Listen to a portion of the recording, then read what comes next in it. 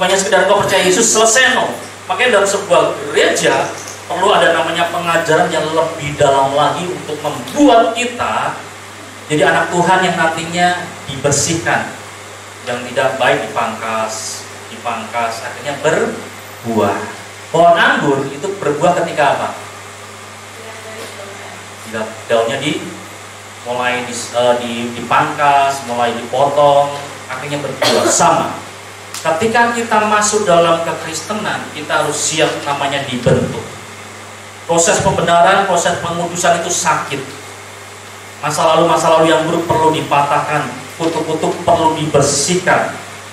Itu namanya pemuritan di situ.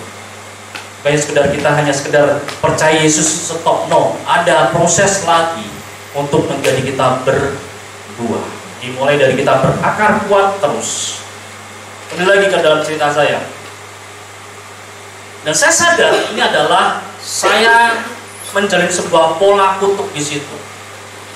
Singkat cerita, saya lihat Facebook waktu itu ada adik kelas saya yang agak saya pikir sesat gitu ya. Ini pelayanannya agak nyeleneh kok nggak dalam itu. Dan akhirnya saya beranikan diri untuk konsultasi apa yang terjadi dengan saya. Kan? Dia di kelas jauh. Berapa tahun kita? 3 tahun ya. Yang di depan ini meskipun masih muda, ini kakak rohani saya, bapak rohani saya, yang membuat saya mengerti prinsip tentang ini. Akhirnya saya dilayani, dan puji nama Tuhan ketika saya masuk dalam pemuritan ini mulai dibenarkan, dikuduskan, mulai semua hal-hal yang mengganggu pertumbuhan saya. Akhirnya selesai sudah di situ. Apa yang terjadi?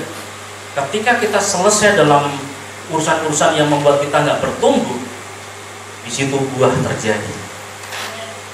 Dan saya mau gereja ini pun mulai melihat bahwa perlu ada hal-hal yang disingkirkan, hal-hal yang dibersihkan, sehingga nanti buah pertobatan akan terjadi. Amin. Kita berhitung dari Januari sampai Desember, berapa jiwa buah pertobatan yang sudah Bapak Ibu berikan buat Tuhan? Maaf ya agak keras ya. Ada nggak Januari sampai Desember ini 1 jiwa mempersembahkan buat Tuhan? Kenapa tidak? Bukan salah kita. Ternyata ada hal-hal yang lain yang membuat kita nggak punya gairah untuk berbuah. Kita cuma suka bertumbuh semakin tinggi, tapi namanya berbuah. Kenapa? Buah itu berat. Bayangkan nih, buah mangga itu semakin banyak buah pohonnya, buahnya semakin banyak di pohon itu, dia akan semakin berat kan? Semakin banyak istilahnya beban, semakin banyak dia harus pertahankan, karena semakin buah itu ketika kena angin sedikit gugur, nggak jadi, nggak bisa dinikmati banyak orang. Benar-benar berbuah itu seperti dia harus menjaga buah itu untuk benar-benar bisa dinikmati banyak orang. Sebelum kita berbuah, ada apalagi dalam sebuah gereja, kita perlu masuk dalam namanya pembenaran itu. Siap saudara? Siap.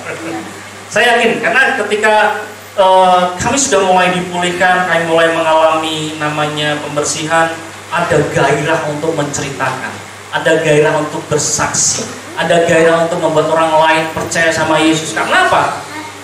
Timbul gairah berbuah itu. Ketika yang menghambat pertumbuhan, menghambat pembuahan itu dihilangkan, yang ada hanya hasrat untuk berbuah bagi kerajaan surga.